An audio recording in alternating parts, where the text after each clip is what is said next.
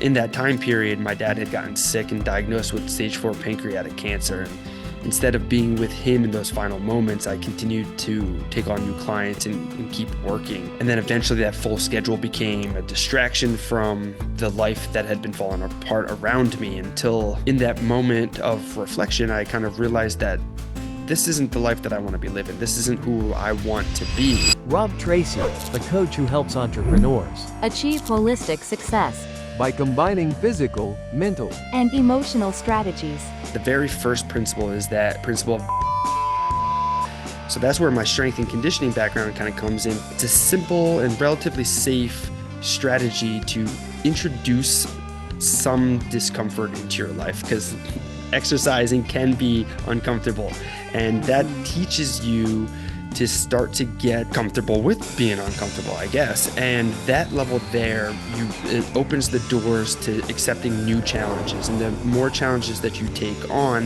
whether you're successful or if you fail, there are lessons that you learn that help build your confidence. And as your confidence continues to grow, you take on new challenges, then you start to get... Welcome to It's Your Choice podcast. Today on the show, we have Rob Tracy. Rob, thank you very much for joining us today. Of course. Thank you for having me. So, Rob, you are a coach that helps entrepreneurs kind of break through stagnation to achieve holistic success. And with that, it's a combination to look good, feel good, and do great things by blending physical, mental, and emotional strategies to benefit and do well. But where was that kind of turning point for you that brought you onto this path? Yeah. So my background's actually in strength and conditioning. I studied kinesiology in undergrad, and sometimes that can be a new word for a lot of people. So that's just the scientific term for studying human movement. And then grad school, I studied exercise science, more specifically had a concentration in injury prevention and performance enhancement. And then typically with that kind of a background in education, you tend to go two different routes. You either go collegiate and try to get professional, or you go into the private sector and kind of hope to open up your own facility one day.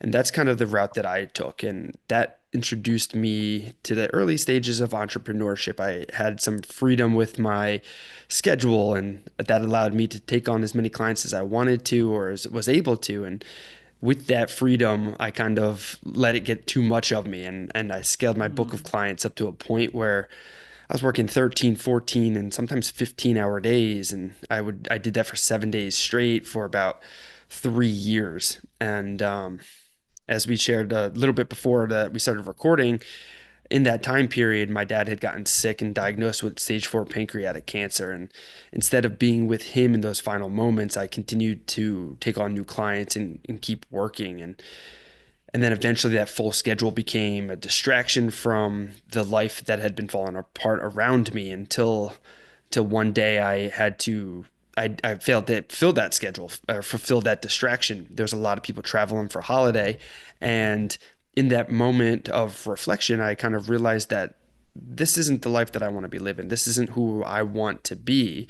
And that's really where Prime Performance had started. I knew there was something else besides teaching squat patterns and counting reps. And I knew there was more to what I wanted to teach and get out of the world and share.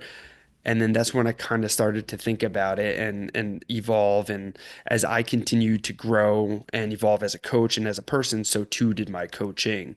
And that really was like, all right, here we go. Now there's a lot of new things in the world, and one thing led to another. And it's just been an accumulation of a lot of different stuff over my life. And through that experience and your coaching, how do you explain to people or show them that connection between our physical health and our entrepreneurial success, or even for people who aren't entrepreneurs, but for that work success that they want, and how it's so interconnected? Yeah, I love that because that's really where I start with a lot of people who are at least interested in kind of my coaching practice and the things that I do. And right there in the beginning, my very first principle. You mentioned in the beginning how I when I teach the prime performance process, it's look good, feel good, and do great things. And each phase of those three has two principles. And the very first principle is that principle of building resilience. So that's where my strength and conditioning background kind of comes in because it's pretty easy for most people to take on like an exercise routine. It's a it's a simple and relatively safe strategy to introduce some discomfort into your life because exercising can be uncomfortable, and that Mhm. teaches you to start to get comfortable with being uncomfortable, I guess. And that level there, it opens the doors to accepting new challenges. And the more challenges that you take on, whether you're successful or if you failed, there are lessons that you learn that help build your confidence. And as your confidence continues to grow, you take on new challenges, and then you start to get better at certain things. And the more that you get better at, then your competence to handling situations and different stressors continues to increase. So, long-winded way of saying how like just accepting challenges and taking on new challenges builds that resilience so you can handle the ups and downs that entrepreneurship throws at you. And if you're not in the entrepreneurial world, accepting new challenges and pushing your comfort zone teaches you the lessons to handle those still ups and downs that life throws at you. Right. And I find too with exercise, then we are healthier. And when we're healthier, our brain functions better. We're able to generally make better decisions, or, as you said, deal with those curveballs that life always throws at us, no matter how prepared we think we are or how good of a plan we have. As the joke is, once you have a plan, um, you know, things will happen and now you're on a different path or trajectory or dealing with things that often my friend will say, didn't see that coming. Yeah. Are you familiar with that quote by Mike Tyson? Everyone's got a plan until they get hit in the face, and Yes, that's yes. that's it there. So it's good to have the Uh, plan, but being able to get back up when you do get knocked off track is the key there. Oh, absolutely. Those goals and plans are very, very important because it gives us purpose and direction. And we need to have some type of purpose or direction. Otherwise, I find that it's then easier to feel a little bit lost, not know what to do. But when we have that, then we have those goals. And if we, as Mike Tyson will say, get punched in the face, then once we kind of get our bearings back again, be like, okay, which way am I going again? And those hits happen to all of us, whether it's a job loss, a huge client loss, loss of a family member, loss of a job. I mean, there's so many different things that happen, and they happen to all of us, to everybody. It's just part of life that we have to get used to dealing with those things. But if we are physically healthy and doing routine things, I find that it's easier to deal with those things. Yes, definitely. And when you have those routines in place, it improves your discipline. So you stay course, even not necessarily or not only when things don't go the way that we intend them to. Sometimes even great things come into our lives, and that can deter us too, and knock us off track too. So it's always about getting back on the path. Right, right. You talked a little bit about intentional consumption. What does that mean to you and in your context of coaching people? Yeah, so this is the principle number two. So the two principles for looking good is that building resilience and that intentionality. And for me, because of my background in strength and condition and nutrition, it's always been a part of me paying attention to the different types of foods that I'm eating, the macronutrients and such. And I've got extensive history teaching and sharing a lot about the dietary nutrition that we consume. But when I was evolving and growing as a coach and as a human, I realized that there's more to it too. There's the digital nutrition that we consume. So the types of content we're listening to, reading, watching, and all of that. Are we binging out on Netflix every single night, or are we tuning into great podcasts like this one so that we can feel inspired and educated and keep moving forward on the things that we want to?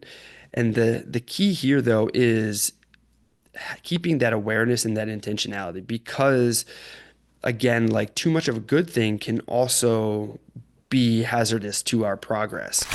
Pardon the interruption. If you're liking the show so far, please like and subscribe and hit that notification bell. It really means a lot to me. It helps grow the show and the channel and to the show. I remember a period where I made a huge commitment that I was going to be the top of my field in strength and conditioning. I was reading research articles every single day, and I was no TV, no music, just books and business and stuff like that. And I was signing up for different coaching courses and things like that. And I was consuming all this positive, motivational content, but it was overwhelming. Just kind of like when you're driving down the road and dirt comes up on bugs splatter on your windshield, you wipe it away. If you were to imagine the bugs and the dirt kind of like the Netflix and social media that kind of cloud up our vision, when you wipe it away, that's that educational, motivational stuff. But same way when you get caught in a terrible, terrible thunderstorm and it's coming down so hard that your wipers are going max and you still can't see and you need to slow down and put your hazards on. Same thing with the digital content too. Like if you're just consuming too much positive stuff all the time, you slow down and you kind of aren't able to actually take action on that. And that's where I was. I was consuming so much that I wasn't actually taking action to produce. So it's all about keeping that intentionality in mind. Yeah, I agree. And also to think like we have to take action because knowledge is great, but it's really nothing without that taking action. And also I liked how you touched base on what we are consuming because it really does impact us and it impacts some people more than others. And I know there's some people that say, I can like my brother, he loves watching horror movies and films like that. I don't. They are not my thing. I've never really liked them. And I find because they really do impact me. Even my mom would watch a show, like some crime scene investigation TV programs, and she always watched them.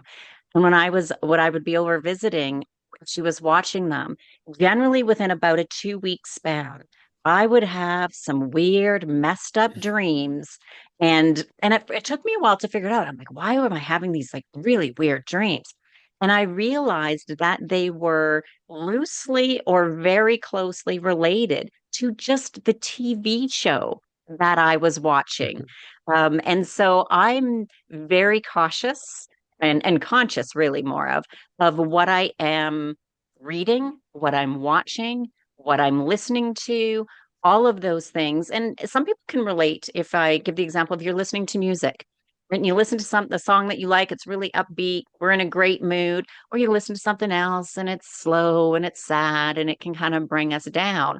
So that a lot of people can relate to, but for me, it's also TV shows, movies, things like that, that even though it may not affect me at the moment, there is within my subconscious mind, it's in there and it will have some type of effect. And some people could say, oh, well, yeah, it was a dream, so what? But if I have a bad, weird dream, I don't sleep well. And if I can even just take away that not sleeping well, I want to eliminate that. And then I also think of when I'm watching those shows, what benefit does it have? Like there is no actual benefit for me. I like watching all kinds of um, a variety of shows, even though I rarely watch TV, but things that are more educational, things that are more learning, not crime negative type things. So I generally really try to stay away from those things.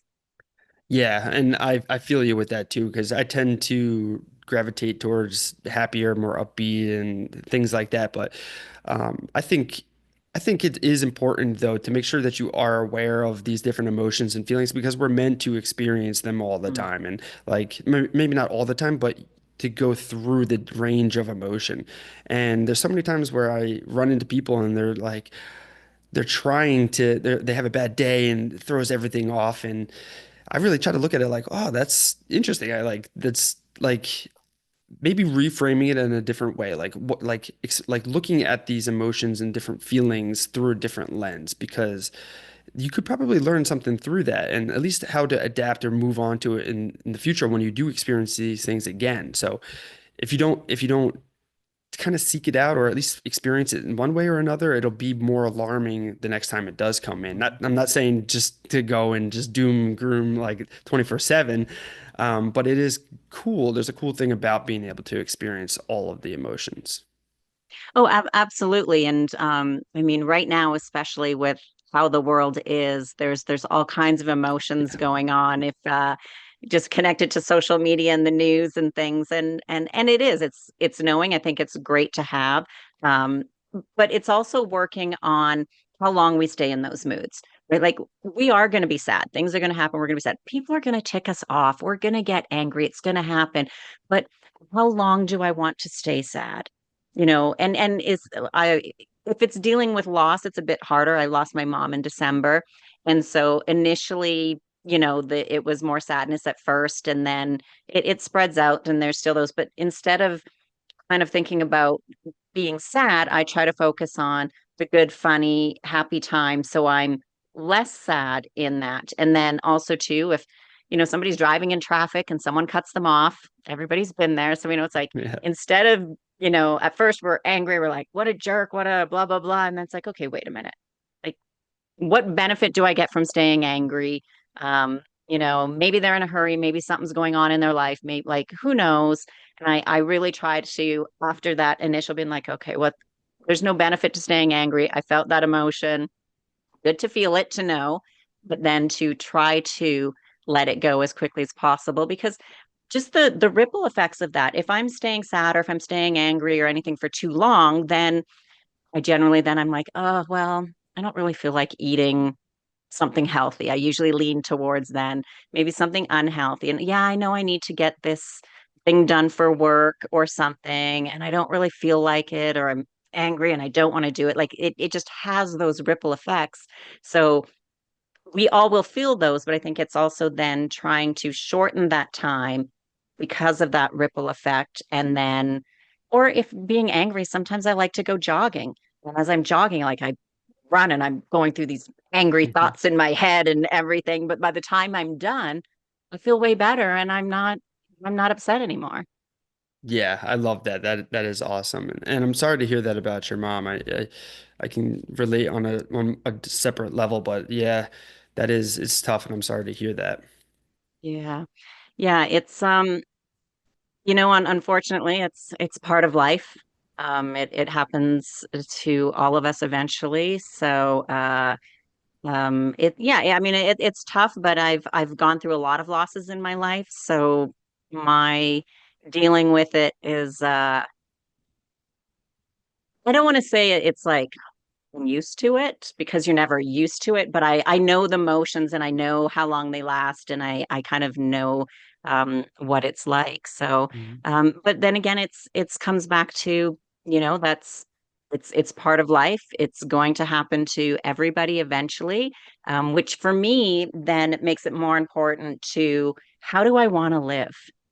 What things do I want to do? I don't know how long I'm going to be here for. I have had, it's been a really rough year, actually, a number of surgeries personally and things like that as well. So it's kind of, when those things happen, it really reinforces and a little bit changes my perspective on things, to reevaluate where I am in life, what I want, what I'm doing, and then to make those changes as to what's important. And we go through chapters of life, and what was important 10 years ago, I mean, I was a different person. I was doing different things. And we need to realize through those chapters that we change, our physical health changes, the things that we need to do changes, or the things that we like to do.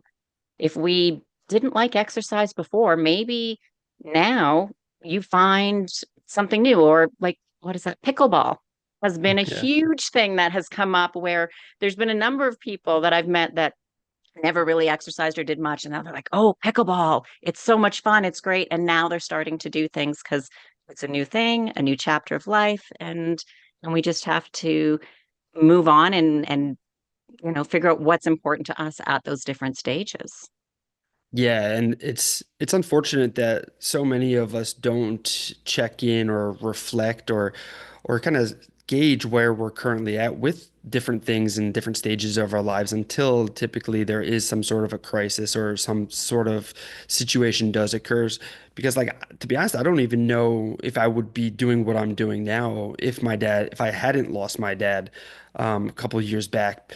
And at the time, yeah, it was really tough, but that became a catalyst to now frequently checking in on different things and bringing awareness into a lot of different aspects of my life and making sure that I reflect on different seasons and that I'm currently like going through and such. For example, right now I'm wrapping up a busy sprint season.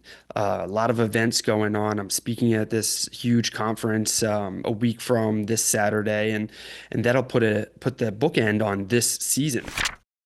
Pardon the interruption. If you're enjoying this episode and you're someone who values performance, clarity, and personal growth, then you're going to love my Mind Matters weekly newsletter. Every week, I send out a quick, powerful piece designed to help high achievers like you master your mindset, upgrade your habits, and lead with more clarity and fulfillment. It's not fluff, it's science backed, actionable, and easy to digest. It as your weekly reset button to realign with the leader you're becoming. So if you want to go deeper than what we've covered here on the show, then head over to www.sallypederson.com. That's me, and subscribe. Your next breakthrough just might be one email away. Now back to the show. Today is my first day off, and out of the last 7 days, I've had 8 events that I had gone to. So it's like Wow. go, go, go, go, go. And I know once that conference next weekend is over, it's time for me to shift gears because I have to reflect on, hey, how did I do with all those events? Did I show up with the energy and enthusiasm that I hoped to, or was I starting to slow down on some of those later nights when I had to speak in a this little mini workshop place that was like an hour and a half away. And that's how you learn. Like, okay, maybe I shouldn't take on speaking gigs at like 9 o'clock at night where I have to travel 2 hours to get to kind of thing. And it's a good thing to reflect too when we're doing that to being, did I stay on track? How were my eating habits? How was my exercise routine? Was I sticking to that?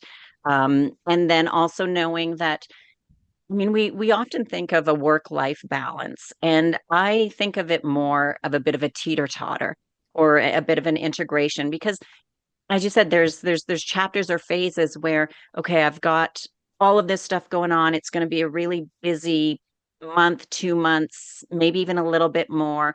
And knowing that some things are going to have to give way. Maybe I'm not working out 5 days a week and I have to cut it down to 3 days a week. Or instead of my gym routine, I have to get in bits of exercise, other ways to keep things moving and do a little bit more prep work because I'm going to be eating out a little more often. So I need to be a little bit more careful. And then knowing it's for the set amount of time. And then, as you said, once it's done, to look back and think, okay, what worked? What didn't work? What am I okay with doing again? And I think that's the thing. It's the choice of, yeah, I would do it all again, even though, I'm not as healthy. I maybe put on a few pounds that I have to now work off that's done the overall, would I do it again exactly how it's done? Or, okay, do I cut back and not do certain events or limit the number, making sure I get my workouts in, or how we can change it and make it work for us moving forward. And we need that reflection time because otherwise so much time goes by and then we're we're on the wrong path. Our health isn't where we want to be. We're not even actually moving towards those goals that we initially wanted because we've kept ourselves so busy doing things that doing doesn't always get us where we want to be. That's so true. And like like you said there, like just because you're moving doesn't mean you're building momentum towards those goals. And that's where I was when I was in that stage back when I was strength and conditioning. It was just busy, busy, busy taking on those clients. And I was really stuck in that same like mentality and I didn't allow room for me to kind of reflect. And it was just I call it robot mode. And I was just on autopilot day after day after day.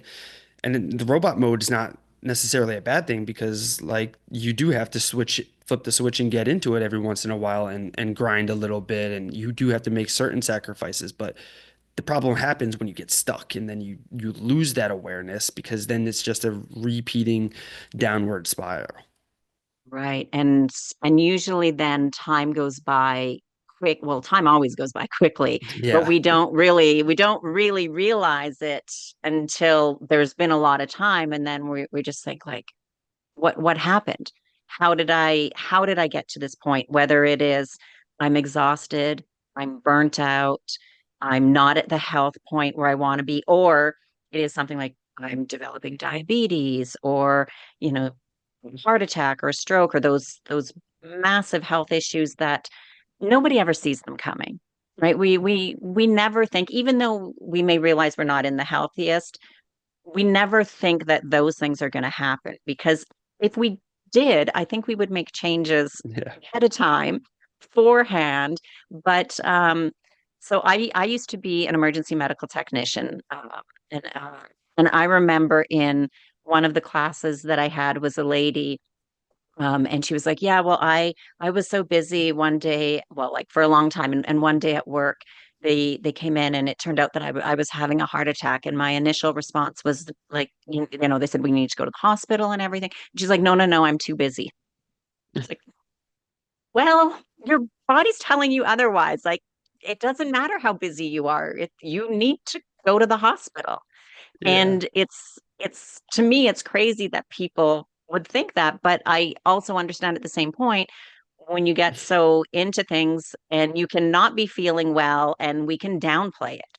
Oh, it's just maybe it's a bit of a cold, a cough, I'm just stressed out. Like we can make all kinds of excuses for things. And then when we look in hindsight, we're like, oh, yeah, that and that and that. And we put it together, but we just that kind of tunnel vision of this is what I'm doing, this is what I need to focus on, this is what's going on. And we forget about taking care of ourselves. Yeah. That's actually a crazy story. She was like just Too too busy to busy have a to heart attack. die, Too basically. busy to Yeah. I'm Oh too my busy. gosh. That is so funny. That is wild. It's yeah. So with exercise for you, what are your kind of recommendations? Like we all know that we should be moving every day, especially there's so many people who, like me, I do a lot of sitting, podcasting, office work, things like that. I know I try to get in at least an hour walk every day. My schedule changes, so my whole workout routine changes. Sometimes it's Pilates, sometimes it's weightlifting, sometimes it's running, and I do a number of things. But what is kind of the average or the goal that people should be looking at doing to just maintain a healthy body movement exercise routine? Yeah, it's tough to kind of throw out like a blanket recommendation. Mm, So like I really kind of dive into it depends, I guess. It's really comes down to the individual. And it sounds like you've done a great job on figuring out what works for you. And ideally for myself, I like to try to work out 3 to 4 times 30 to 60 minutes a week if I can. Obviously, recently I've been really busy with different things going on, and that's been a little bit more of a struggle, but I can get in two-ish workouts a week and I'm still happy with that. And I know, okay, I figured out where my happy medium is. So then when time does shift back to a different season, I can kind of dive in and dabble with a couple other modalities and things that I like to do. But for some people, like, yeah, just going out for a walk, just being active, moving your body through different ranges, figuring out what you enjoy doing. If it's pickleball, then awesome, mm, that's great. You're getting out there. For some people, it might be rock climbing, like get going mm, to a gym to kind of try out some different things. And then others, it is just kind of whatever they can figure out. And that's probably not the answer you're looking for, but I think just getting some movement in if you can during the day, whatever works for you. Yeah, I know it was that there isn't a blanket answer, and I think people also part of that is people need to realize that it isn't, you know what, you need to go to the gym 3 days a week or 5 days a week, and because so many feel that it's an all or nothing, like, oh, well, I can't get to the gym 5 days a week, so I'm not going to work out, so I don't go, I don't exercise, but realizing that it isn't an all or nothing, and it doesn't even have to be the gym. It could be, as you said, rock climbing, playing pickleball. It could be Pilates, yoga at home, going for a walk with your neighbor, and drinking coffee, going for a walk, chatting. Like there's so many different things that it isn't just, go to the gym, lift weights, that's your exercise, and that's what you have to do for the rest of your life. Because then it's like even when I think that I'm like, I don't want to do that because I like to switch things up and I do it depending upon my schedule and seasonally. I like jogging outside, but I don't do it in wintertime when it's cold and anything like that. Forget it. Then I want to be more doing something indoor, whether it is weight training or a weight training class.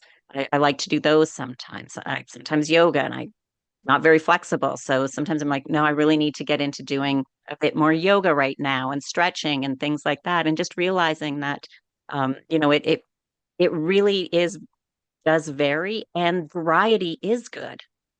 Yeah, and I love that where I'm located in Connecticut, East Coast, US, it's like we get to see the different seasons all the time, and I love that because then it changes with different things, whether it is like fitness activities or dieting or different challenges or different intentions for my life. And that really reminds me that like there's not a perfect workout plan. There's not a perfect diet plan. Life is chaotic. So you just do your best to kind of go with it and you kind of figure out what you like and what works for you and you just go with the flow. And the the better you're able to kind of adapt and go and with the flow, I think generally the better life kind of is. And then sprinkle in a little bit of variety here and there to mix it up and see what sticks and it's good.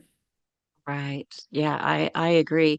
And so if people are they've been doing some stuff, and they slowly feel themselves slowing down, getting more tired, more stressed out, and kind of feeling more burnt out, what would you recommend for somebody to do before actually hitting that complete burnt out phase? Yeah, might sound like a broken record, but I think it's pay attention and be aware. So you're starting to kind of feel it. Okay, that's good. That's the first step. And then in the season or phase that you're in life, like how much more do you need to continue pushing forward? Because if you're getting towards the tail end of a project or an assignment or a new strategy you're doing with your business, can you push through a little bit longer to see to the end of that? Or are you just starting a new one and your tank is already running on low? Because this is the information that's going to dictate those choices that you make. But still having a strategy and plan so that you can recharge. I know I can be pretty extroverted at times, but I still identify as like an introvert. So I recharge still with my alone time and being by myself. So whenever possible, I need to find some way of keeping that quietness. And for myself yesterday, that came from driving back from that event. And it was in late in the evening. I turned the radio off. I'm just cruising along with my thoughts, just kind of recharging up, because I still have a couple more days of activities and adventures going on. So I want to make sure, however I can recharge that battery a little bit, I'm making that effort to get that up there. Yeah, I think it's one of the most important things is the awareness. And we really have to get to know ourselves, um, both physically, mentally, our health wise, to know really what works for us, uh, because we are all different. I mean, we're all people, but I often say though, at a cellular level, we're very different. What could work for people that we know with a diet, and that's a really easy example to give is, there's so many fad diets, and we'll hear oh, I know so and so and so and so and so and so, and all these people did great, lost weight, doing well, but it's not working for me. And I have to say to people, I'm like, well, it's worked for whatever, 1,000 people, 10,000, a million people. There's 8 billion people in the world. Like there's millions of people that that's not working for. And we have to know, we can try things, but just because it's worked for a number of people doesn't mean it's going to be the best for us. And that's not only just diet, that's like the type of exercise. Some people just don't like certain things. It's harder on their knees or their body or different joints and things, so it's not ideal for them. Same with the amount of sleep. That's been one that's been going up recently about you have to have 8 hours sleep. It makes a big difference. But I've always known people that have less than that or have always had more than that. And that may be an ideal goal for most people, but I know when I'm exercising well, I'm eating well, taking vitamins, like, and when I'm doing really good, 6.5 hours of sleep, like I'm doing good and functioning and I can continue. But if my diet starts to fall off or my exercise routine, then I'm going to need more sleep because I'm not in my prime condition. And that's taken a long time to know and to realize and what different foods are beneficial for me and what makes me a little bit more sleepy. And I don't have coffee after 3 o'clock and just finding things that work for me. And I mean, I have friends that drink coffee at 9 o'clock at night. I don't know how they do it. I think it's crazy, but somehow they say they still sleep well. So I don't know if it works for them. I guess it's okay. Yeah, and I see a lot of people because I got kind of going through those different stages, and that was me too. When I was shifting from that burnout stage, and my coaching was evolving, and I was evolving, and I was in all these different coaching programs, and getting a little bit from here, a little bit from there, and then even before that, back when I was in just strength and conditioning, there was different schools of thought. Should I be using this type of equipment? How should I train my athletes? How do I train these people? And those are good starting places when you take in those recommendations because you're learning, but you need to eventually make that shift into adapting it as your own because that's how it works for you. So it's good to try out different things, going back to the resilience and accepting challenges, because that's where you learn a little bit better about yourself. And one diet might be the key to really helping you out, and the same diet might be terrible for somebody else. But unless Mhm. you're open to the challenge and trying it out, you'll never really know. And that's what kind of life is like taking what works well and pushing what doesn't and leaving that for somebody else and figuring out what works for you. Right. And it's making it fun and making it interesting Yeah. and also I think like not depriving ourselves as well. I was talking on an earlier podcast about healthy eating, and I have these they're digestive cookies, but they've got chocolate on one side of them. They're really good. I love them. And whenever I go to the grocery store, in the times that I think about buying them, I always look and I always read the label. And I know what it says because I've read it so many times, but I still do it. And I read the label. I'm like, I can't remember how much sugar, 1,500 calories for the whole package. And I know how quickly I eat a package. So, and I read it. And I would say about 90% of the time after I read it, I just think, I can't justify that. Like it's just not healthy, too much sugar, not worth the calories. And 90% of the time I put them back and I don't buy them. But about 10% of the time I read it and I'm like, yep, I don't care. I want them and I'm going to eat them and I'm not going to feel bad about it. And I will buy them and I eat them. And I'm okay with that because I know I'm not doing it all the time.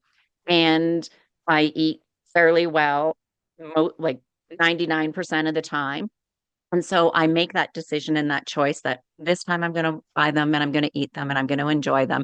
And it's great. And a lot of other times I don't feel that they are worth eating, like with the calories and the sugar and everything else. I'm just like, no, they're good, but right now I'm not feeling like it's worth it.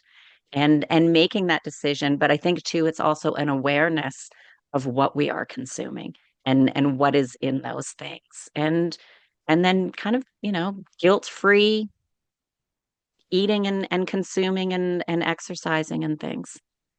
And I think there's something powerful there and saying in that the awareness and the boundaries and the decisions that you're making.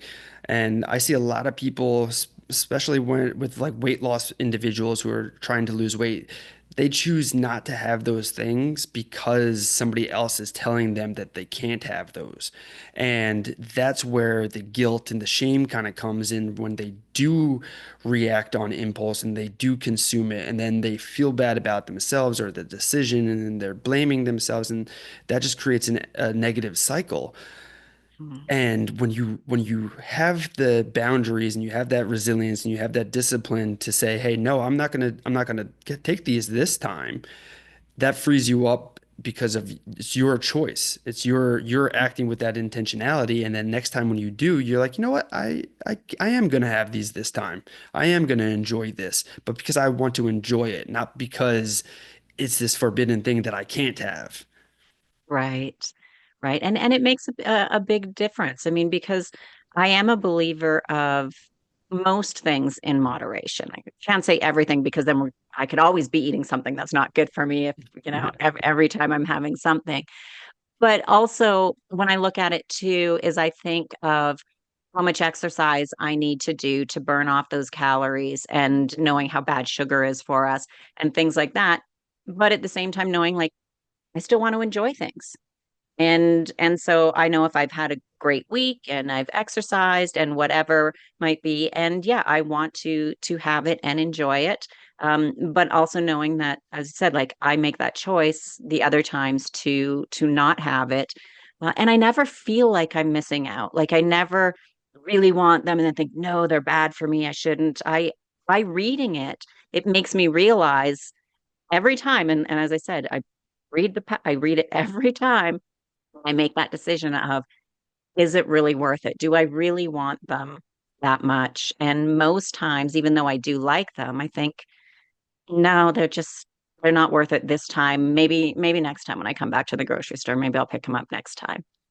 And then I never feel like I'm depriving myself of having them or anything else that I may want. Yeah. Yeah. It's powerful stuff when you have that freedom to make the decisions. Mm, it is. Well, Rob, before we wrap up, I want to thank you for your time. But if people wanted to get in touch with you, to work with you, to follow you on social media and get some more information, where are some of the places that they could find you? Yeah, the easiest place to check in or just to drop a message, tell me how you like the podcast and or tell me what you didn't like about what the things that I was sharing. It's just easy to search my name, just Rob Tracy. Last name is Tracz on Instagram and LinkedIn. Those are the places where I hang out the most. And then also feel free to come over and check out my podcast over at Surviving the Side Hustle. It's where I'm always hanging out and chatting with other cool people like yourself. Perfect. And I will make sure there will be links to that in the show notes to make it easy for everybody to connect. And again, thank you very much for your time today. So I thank you so much. I appreciate you taking the time for me.